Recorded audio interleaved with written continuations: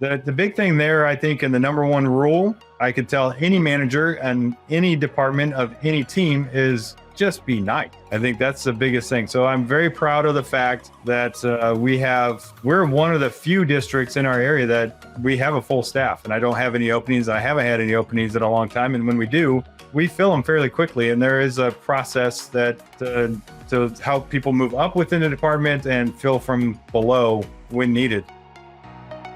Welcome to Learning Through Technology, a K-12 EdTech podcast proudly presented by STS Education. I'm Alex Inman, founder of Educational Collaborators.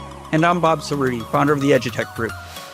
We're here to bring educators together, helping them unlock the full potential of learning through technology. Tune in every other week as we connect with education leaders and dive deep into topics that matter to you, delivering actionable ideas straight to your school. Welcome to the show. Hey, Alex, I thought I was going to have to do this without you because you're a little late to join us today. Sorry. Everybody knows who knows us that Sophia and I are patiently waiting on you all the time because you're so popular and everybody likes to talk to you. But I digress.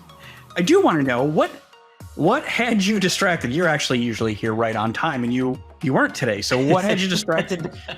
You didn't get to us. Oh, well, I mean, I think I've said it on the show before, or at least folks who have gotten to know me will not be surprised that I am a bit of a data nerd.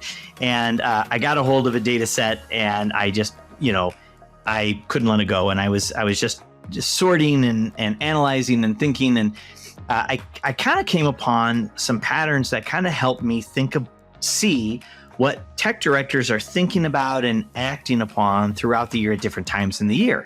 And one of the things that I wouldn't say surprised, but certainly interested me is here at this time of year, we see a lot of tech directors involved in refurbishing or repairing computers or selling back old technology, a lot of operational kind of efficiencies. And it makes sense. And it's not terribly unlike what I did. I get through my big summer projects. And then once the school year kind of got kicked off, I had a chance to kind of take a collective breath and say, okay, what's next? And the reality is I was sitting on a lot of different assets that gave me ways to either reduce costs or make money. And any of those things are good, even though I've only been tapping my budget for a couple of months. So, interesting stuff. So I'd like to know why you think you need to modify Data Nerd with data, but we'll get to that some other time. I do have good news for you today, though. Our guest, all the tools for planning your technology. CFO, technology director. Yes, I said that right. He was CFO and he was technology director. And right. So we've got just the answers, I think, for you, or maybe not the answers, but maybe what we have is an interesting topic to talk about that relates to the data that you've been looking at. Hey, I don't know a single tech director who wouldn't like to save some money, right? And so let's talk to the guy who was responsible for all of the money in the district, as well as the technology. Welcome, everyone. Again, we have a spectacular guest today. Now, he's spectacular because he's been my friend for probably over a decade. And anyone who can remain friends with me for over a decade is, by definition, spectacular. We'd like to welcome to the show the Director of Technology from Michigan area. I'll say it right. The Director of Technology from Michigan City Area Schools, Kevin McGuire. Kevin, welcome to the show. Well, thanks for having me. Looking forward to the conversation. Well, I think it's going to be a fun one. So having had several with you, I think this is going to be fun. So tell us a little bit about yourself. Tell us about your journey. You've certainly had an interesting background. Why don't you set the stage for us? I don't know how interesting it has been. I've been born and raised in Michigan City, left for college and returned back as the network administrator. Here I am 26 years later. Now the Director of Technology. So I've been the Director of Technology for the school system for 25 years. Seen many different positions in the school system, taking on a lot of community organization stuff, to the CFO for the district for a limited 18-month span to fill a need in a role. There's something to be clarified here first, Alex. Yeah, I know. We're all shocked. Alex is ready to talk some more. See, Kevin, it happens like this. You take a breath and Alex dives right on in. So two things that need to be clarified here. Michigan City is not in Michigan. That is correct. We're in northwest corner of Indiana, right on the southern tip of Lake Michigan. And then the second thing is, did I hear you right, Kevin? You graduated from college and came back to where you started, and that's where you've been since? That is correct. Yeah, one employer for my entire career. So was that a conscious decision? Like, I want to go back to where I'm at? Did you go away to college? Like, tell me a little bit more about how that happens. I did. I'm a proud Purdue grad. Yeah. Left All right. Michigan City. Wait, Purdue's only. Hey, leave the Boilermakers in the Big Ten alone. You people in Colorado are just jealous because you're stuck in the Big 12. Oh, the Big Ten leapfrog Colorado. That's right. It's I left for school. I went to school to be an astronaut, as a few individuals did. So I actually have 5 semesters of aeronautical engineering done at Purdue, and had a co-op job out in LA. They put me in an IT department, doing some software stuff. I actually installed for the department Mosaic 1.0, which was one of my summer projects on all of the systems in the group. And when I came back, I just had one more semester of engineering. I said, you know what? I think I'm going to go in IT, and that's the direction I went. So, and then ultimately had a job here when I was getting ready to graduate, a wife here, family here. Didn't know exactly where things were going to go from that point, but I knew that I needed to work. So hired in with the school system right out of college, and then baby happened, and then all the things, life happens and everything. Then from there happens, and here we are 26 years later. Kids are now all graduated or graduating from college here very shortly, and wife and I are still very happy and pleased that we landed in and stayed here in Northwest Indiana. Well, family is key, but the important question. I'm sorry, you need to explain to our users, what is Mosaic 1.0?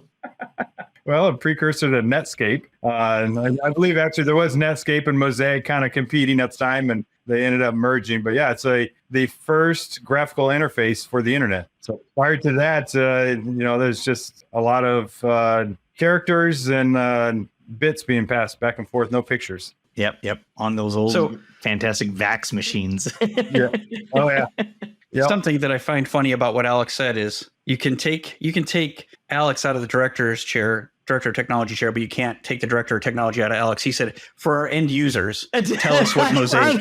I referred to our listeners as users. You're right. You said for our users. So our users. what you may. A lot of listeners that have not experienced the internet back in the day, that was 96. Summer of 96 that happened. And, the internet was at its infancy. So that was my first taste of problem solving. And I destroyed it. I made some mistakes, but, that was what grabbed me, I think, into technology, was just going through that process of failing and then having the wherewithal to kind of resolve the issues and continue to move forward. Because obviously things were not streamlined at the time. Are you ready to revolutionize your classroom? Join us at FETC 2025, the premier conference for education technology, from January 14 to 17 at the Orange County Convention Center in Orlando, Florida. Connect with thousands of educators, discover innovative tools, and gain insights to enhance your teaching. Register by December 13th to take advantage of our early bird pricing and use promo code TechLearn2025, no spaces, for an additional 10% off. Visit FETC.org to register now. We'll move on from our users here on this, and we'll address our listeners for the next question. So you've obviously established a long-standing role in Michigan City area schools, and that included starting at network administrator and included a role as CFO. And I think that's something that we want to talk a bit about, is we're going to talk some technology planning and how to make our budgets stretch, which puts you in a unique position to help us and our listeners understand both sides. There's lots of times as technology directors, we work, to understand budgets and to work within them while still reaching your goals. So, how do you become CFO? How do the two go together? Tell us what it's like on the dark side, Kevin. So the short story, back in the early 2000s, after I finished undergrad, kind of made the decision. I was hired in 2002, 2003 as a director. So I made a decision I was going to leave kind of the technical side of things and go more management. Actually completed my MBA in 2007. So I've been kind of tinkering on the financial side. I've been involved in a lot of the federal and state grants for the department, obviously doing my own budgeting and whatnot with the technology department. But there was a need in the district to fill that void for a period of time. And The superintendent came to me and said, would you be interested in doing this full time? And so if there's anybody interested in making that decision, please call me, because I could probably talk you out of it really quick. I don't necessarily being back in this chair. I don't miss the CFO role. I think it was good insight for the period of time. But the interesting thing was, as the IT director, I always felt that if I had my hands on the reins, how I would change things for the district. And I think ultimately, looking back now, for the period of time I had 2 budget periods that I was responsible for the budget, and I was unable to increase the technology budget. I was unable to do any of those things that I thought I could have done had I had the reins, just because now you have the full picture, full vision of everything that happens across the district. And you realize that you're just one small puzzle piece of a much larger puzzle. And it's hard to put all those pieces together. So one of the things that I have always valued the most about the role of the director of technology is you can be a really spectacular dot connector, right? Because we interface with pretty much every functional office of a school, including obviously the academics, but all of the business and administration offices you're touching as well. I value that. So how did the role of CFO, or this experience that you had in the CFO, impact your ability as a tech director to even further empower the district? I think ultimately I was asked to take that role because of my ability to bridge those gaps and be the player of all departments, if you will. And the CFO, I didn't have the accounting background, which is really what the district needed and still needs, which is why I came back to the chair I am. And they couldn't fill my position either. So it just made good sense for me to come back here. But regardless, that was, I think, the one thing I did bring, one of the things that I brought to that position that made me successful during my time, was that ability to bring special ed technology curriculum and to sit at the table. And from a budgetary standpoint, that's where I get creative as well, in that any of the projects that we do, in the past, it was always technology dollars that would be responsible for the projects. But I think that's where the creativityness, and then just being a vocal proponent for everybody in that regard, that every system that we implement is impacting somebody. So can you share dollars from one to the other to kind of make those projects work? And at the CFO level, of course, then you have your hands in the pot and you have a little bit more control over making that happen. Yeah.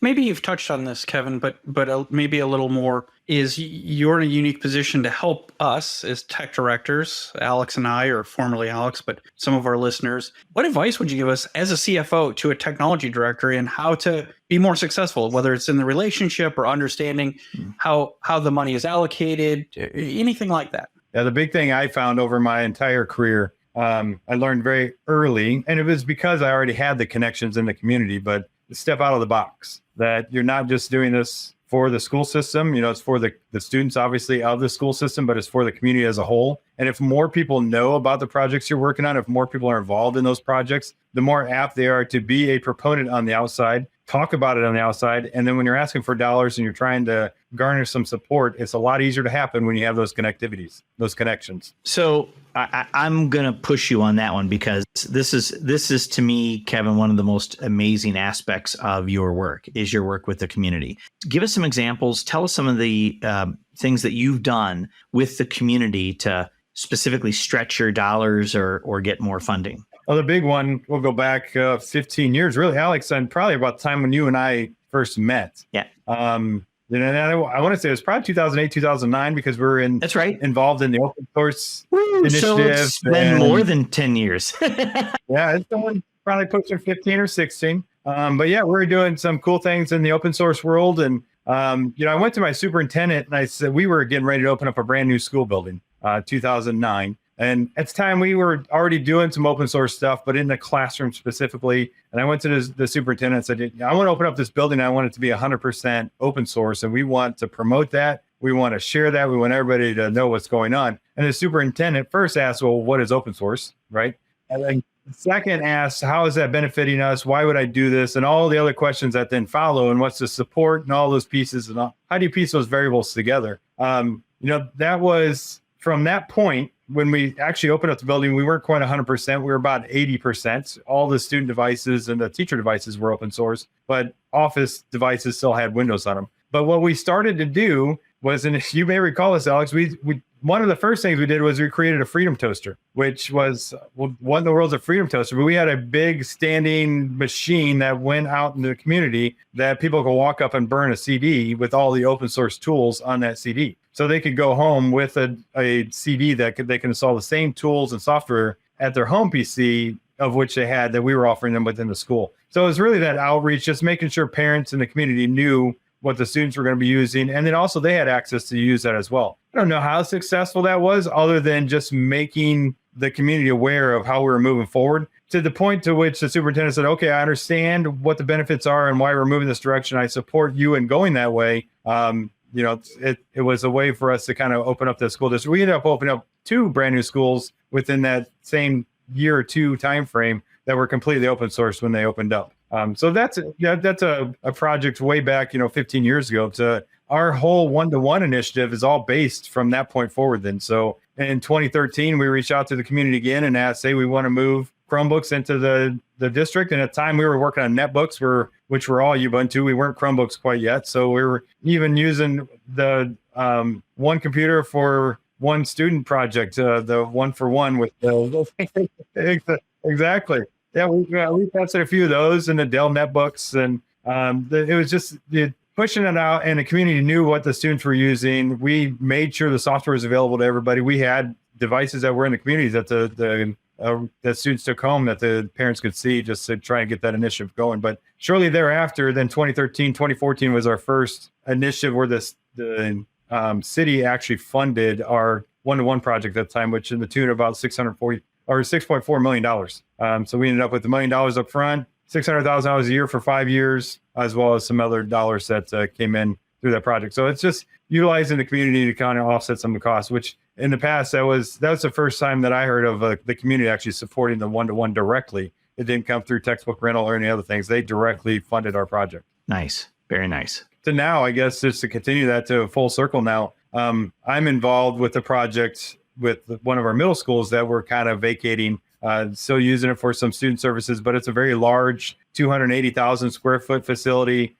gymnasium. They used to be one of our secondary high schools. I'm intimately involved in transitioning that into what we're calling an opportunity hub for the community that will offer social services and YMCA, Boys and Girls Club, a maker space, just bringing in a lot of community services for parents and families to be part of. So that's now on the end of what the projects that we're working on being an integral part of the community. And we have community members that I know I can reach out to that, hey, we're going to need some sponsorship. We want to put your name up in this room or whatever that might be. Just having those contacts and those relationships certainly helps. ViewSonic is your go-to technology partner for engaging students, fostering collaboration, and elevating learning outcomes. Offering a broad array of future-ready audiovisual solutions, training, and tools that adapt to your school's changing needs. ViewSonic is more than a brand. It's your educational edge.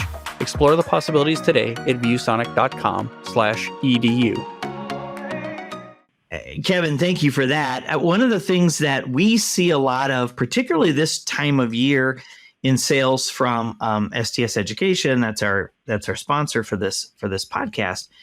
A lot of the things, and part of our parent company, we see a lot of customers around this time doing a lot of repairs. And just from my own experience as a tech director, it's like, okay, I've got my budget and I'm looking at my year, things have slowed down. Now, what can I get any extra life out of? And then the other thing that we see a lot of is the asset value recovery. Like, okay, well, this is done and I've pulled this out of rotation, but what can I do to get any sort of dollars for that? Those are the things that we see a lot this time of year. Is that consistent with your experience as well?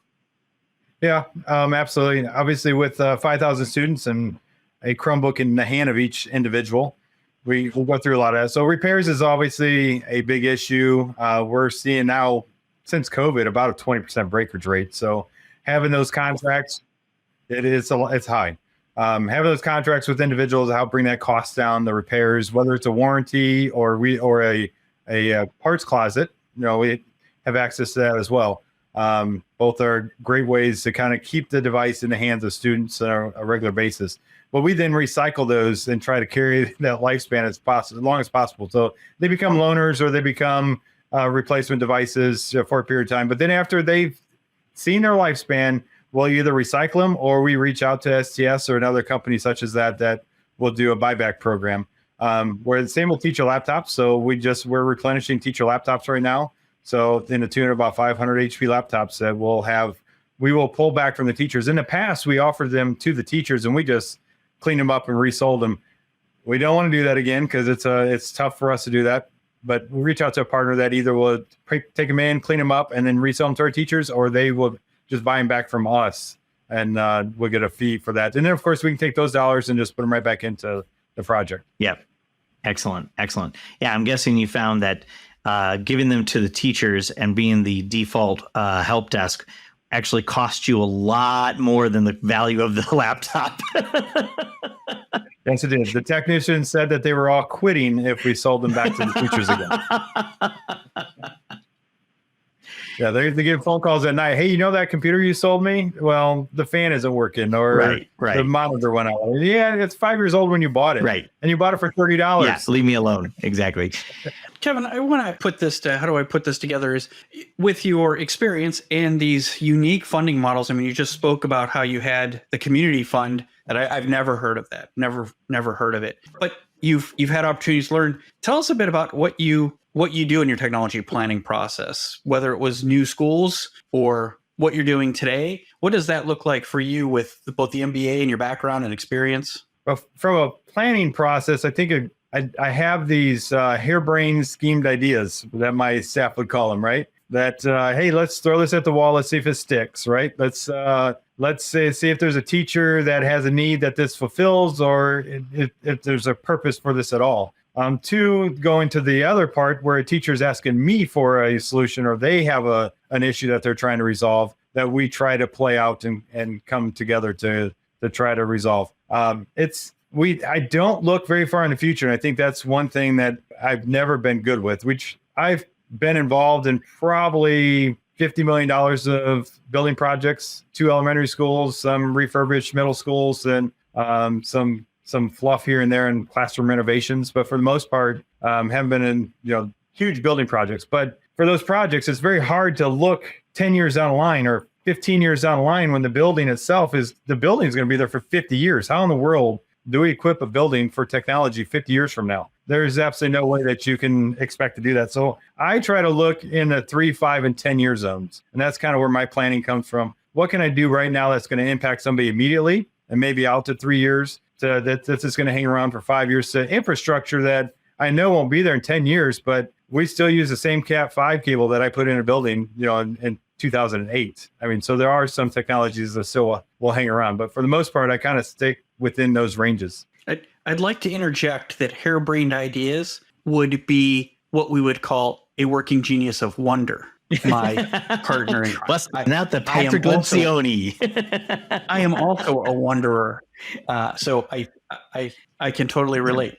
Well, one of the harebrained ideas that I always like to tout, I've shared this story with Alex quite often, and I'm sure I'm not the only one, but of course I'm the only one in my mind that I would have done this. But we were passing out in 2004, 2005. We were passing out pen drives, USB thumbsticks, to kids of about 128K that had a open source Ubuntu operating system, had it wasn't open office, it was smart office, I think at the time, had basic word processing, Excel, those things, and a couple other math programs that we installed on it. And it all fit in probably a 500 meg, if that, 125 meg, whatever, thumb drive. And we had the kids go home, and that was the first Chromebook of the day, because they were booting and saving their files on a thumb drive, when we would allow them to bring back into the school system and then boot their computer at their desk off that as well. And they would have a device in that could go to and from home with all the files on it. So I'm the inventor of the Chromebook. That's what I'm trying to get at. That's just so everybody knows.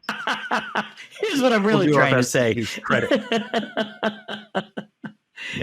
So I want a little bit of follow up on your planning process, right? So, you've already talked about like your connections to the community. You've already talked about how you really understand a lot of the functional operating areas of the school through your CFO work. How do you leverage those insights to make sure that you are not only meeting the enterprise needs of your district, but also stretching the dollars as far as you can? How do you leverage those people, network, and insights? Yeah, so obviously the first thing is developing that budget. I think is probably one of the first things that what whatever problem that somebody throws at me that we have to work around, there's always a dollar sign that goes with that. And we always try, or at least I do in my head, try to figure out what are the constraints, and dollars being the biggest one. In that, once I know that, I now can start targeting the individuals or groups or the budget, the funding opportunities to try to fill those holes. So again, the opportunity zone is a perfect one. A perfect example in that we're talking probably $50 million in the first 3 years of this project. And, that's not something that I would readily have my hands available to, but it is something that with all the contacts and connections and all the pieces and how they are going to play a part, that, we can start lining this out. So we broke that building down. We looked at it. We came with the idea. We kind of put all the pieces in play. And certainly I'm not the only one on this project. There's multiples of us working on this, but we're able to break it out then and segment who's responsible for what budget pieces and how you bring those together. So it's not much different than the one-to-one project. We put together the budget. I put together the plan. I sold the plan, made sure everybody was good with the plan. And then it was, how do you pay for that plan moving forward? Went to the community. We didn't get it all up front. They didn't say, here's your $10 million, because we proposed a $10 million 5-year plan to the community. They said, well, we can only do X amount of dollars, so you're going to find other money. So we're able to do that. We were able to reach out to some federal and some state grants. We were able to reach out some other providers to fill that gap. Staff development was a huge piece, which I think is one of those things that any project you do, 25% should be on staff development, regardless of what you're doing, just if you're impacting the classroom. You guys used a company that provided you guys some Google trainers.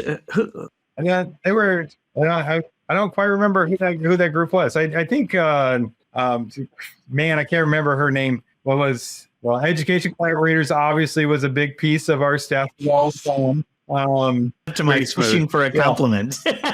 Yeah, I was trying to remember our lead staff development person. She was phenomenal.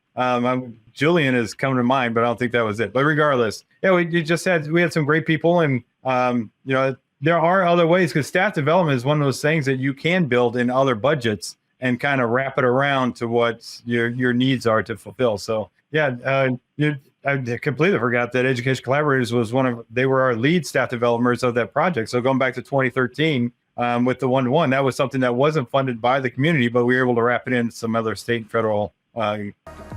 Hey there, it's Sophia, executive producer for the show. Those moments when the episode ends and you're thinking, man, I wish we could talk more about this. Well, guess what? We can. We got this amazing community over on LinkedIn. It's where we share all the good stuff, sneak peeks, cool resources, and quick activities to try out in your school. So here's what I want you to do. Grab your phone, head to LinkedIn, and search for our Learning Through Technology podcast page. Hit that follow button, and boom, you're in. Can't wait to see you there. Thanks. Go back and throw in the compliment after I totally fished it anyways. Yeah, I was trying to string it out too, and I didn't do very well either.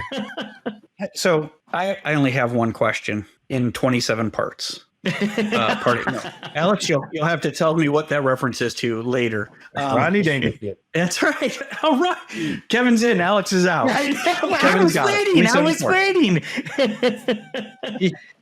Well, that's now you know what it's like to be me. You were waiting and somebody else talked. So Kevin, it really is like a two-part thing.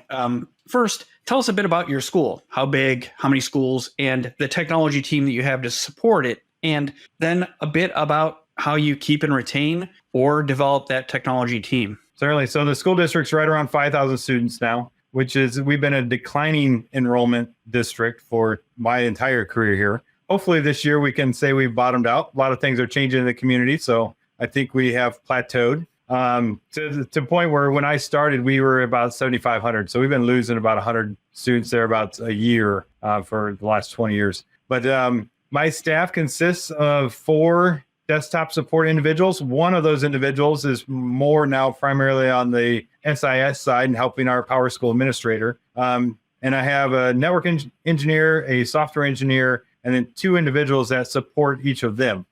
So that's the entire team. And then there's an administrative assistant that helps me with budgets and ordering and kind of taking care of the inventory and those types of things. The big thing there, I think, and the number one rule I could tell any manager and any department of any team is just be nice. I think that's the biggest thing. So I'm very proud of the fact that we're one of the few districts in our area that we have a full staff, and I don't have any openings. I haven't had any openings in a long time. And when we do, we fill them fairly quickly. And there is a process that to help people move up within the department and fill from below when needed. We try to make our pay schedule similar to corporate around us. So that's not always easy to do, but we're in a fairly low cost of living area. So, my base technicians make just under $20 an hour, and they can start with that right out of high school. So I feel like we're competitive with the surrounding corporations. Now, the problem that I've had, and this is a good problem to have, is that we have a process that anybody that is interested in trying to train up and to get to learn something different or new, we pay for any of those trainings. We pay for the testing, pay for any materials that they may need. We can't go so far as paying for a University of Phoenix class or something along those lines online, but we can pay for the materials that they want to do hands-on. And that's worked so well that I've had a lot of people that's kind of educate themselves out of a position to where they ended up moving onward. And I've had people that ended up at some pretty big places. So one of my, the individual that I always felt would replace me when I retire left recently. Well, I say recently, but it was pre-COVID. And he took a job with Amazon Web Services as their cloud engineer, who then hired on with another company that used Amazon as their cloud technician. So he's doing quite well, moved his family to Dallas, and they're doing fantastic. So that's one of many stories I can say that individuals have kind of improved themselves to move on and out of the job, that's a good thing. I think that's where we should want everybody to kind of aspire to do. We do have staff that, they're okay with the position they have, and they're good with coming in at 7:30 and leaving at 4 and not having a whole lot of worries after that, which, those people know their place as well. We take as much advantage of them as we can in the way of utilizing their skills and what they bring to the table. But then on the flip side, as I said, just be nice and fair to people. When people have a doctor's appointment, it's okay. Go take care of your doctor's appointment, and I'll take care of you tomorrow. Or ultimately, I always know that I end up on the positive side of time, that when I need somebody in the weekend or what have you, there's not a single one of my staff members that wouldn't come in on the weekend or help us out after hours if needed. Imagine a future where students can access tools that spark learning, growth, and creativity. At Lenovo, our K-12 solutions are designed to create a world where EdTech tools are safe and secure, engaging and easy to use, and built for productivity wherever learning takes place. We partner with customers and value lasting relationships. We work closely with you to assess your needs, evaluate options, and customize solutions. We understand the dynamics and trends shaping K-12 today and tomorrow and how they affect your specific situation. We can help you plan wisely to deploy and scale solutions that will deliver the best student and teacher experiences and improve learning outcomes. We do this all while implementing the right education technology for your use case and budget. Visit us at the link in the show notes below. I think there's a lot to be said for just creating a positive work culture, right? And I think that you can keep a lot of people by maintaining that positive culture. And then, once they've grown to a point where they're ready to sort of bring that culture and community to someplace else, it's kind of a blessing to let them go, Absolutely. I think I've hired 2 people back that have left and realized that the grass isn't necessarily greener on the other side, and they've come back. One of them went to higher ed and went to work for Purdue, and then realized, what, just I'll take the less money, but my quality of life is so much better, with the school system as opposed to in a high stressed arena. They realize this is a lot easier to deal with. At the end of the day, one thing I love about education technology, one reason I've never left and I've stayed in education was that if you go for work for a bank or a manufacturer or anywhere else and something breaks or goes down, they are putting $1 to every minute that you're down. There's somebody is attributing that time down to $1. Where we get frustrated and teachers are hollering and screaming that they can't connect to the internet, but there's no dollars that relate directly to that. So that's a big reason why I stayed in education and do what I do. Yeah. You're working for a higher value, right? Absolutely. Than just the minute or dollar. Well, Kevin, let's move into some of our rapid fire questions, kind of our how we sort of end the show with a lot of our guests. And so, so that our users get a chance to know you a little bit better in the same way.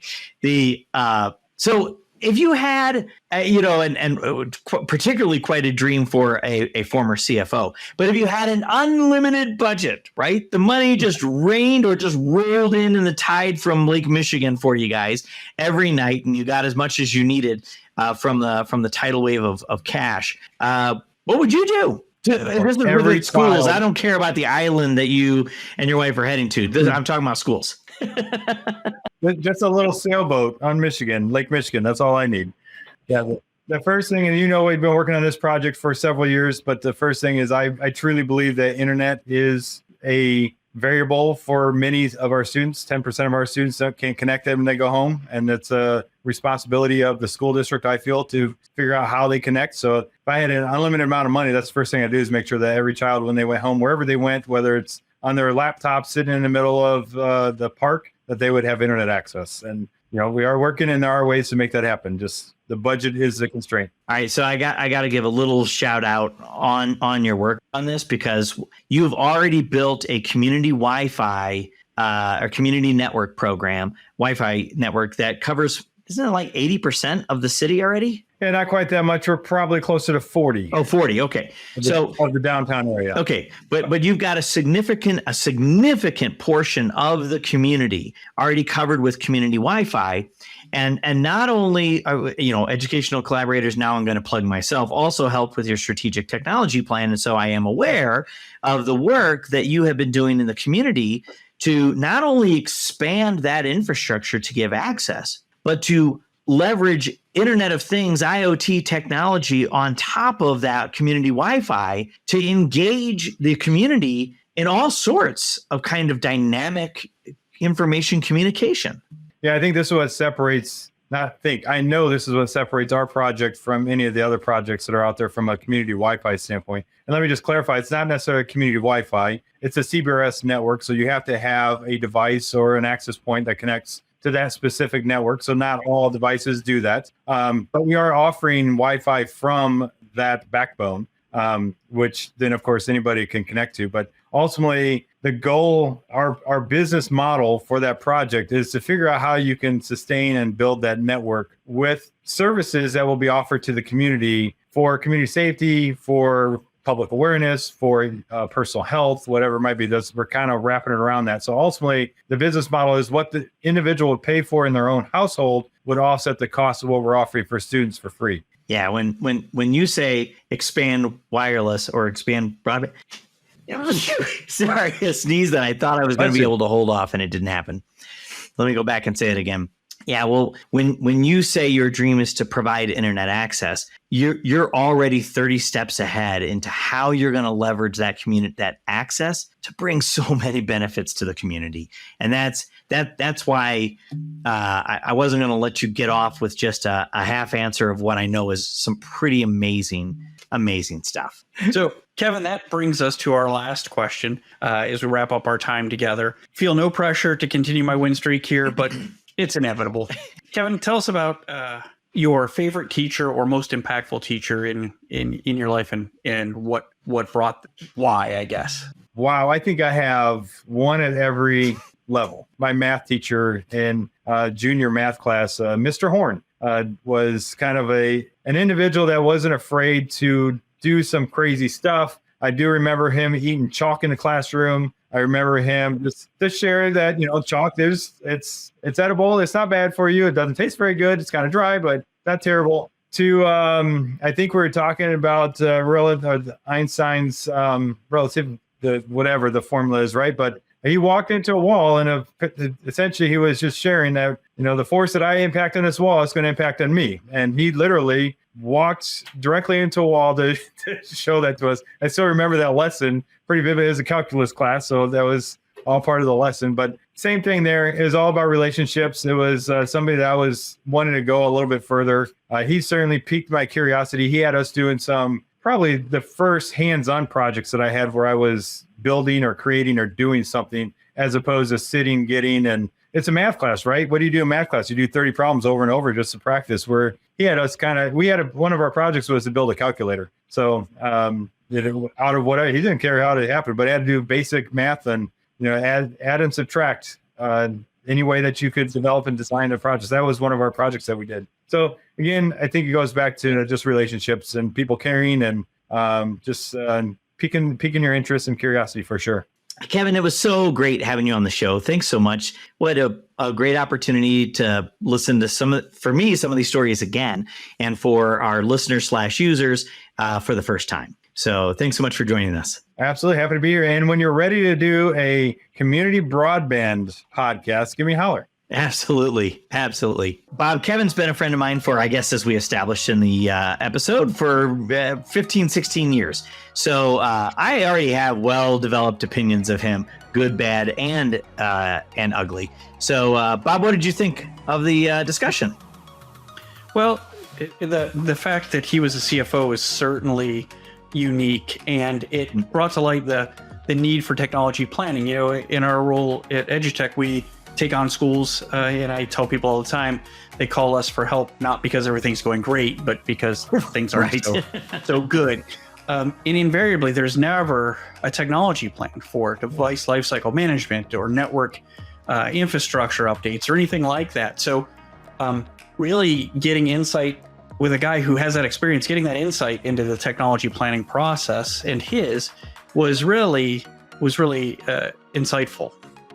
Yeah. And, he mentioned that, part of the reason he got tapped to be the CFO when there was an opening was because he was so strategic in his budgeting, and his work across the district, just in his role as director of technology. But, having spent, 20 plus years as a technology director, I can't fathom not having a technology plan, right? Because the plan it's not only the finances, it's how you intend to use that technology and how you measure its success.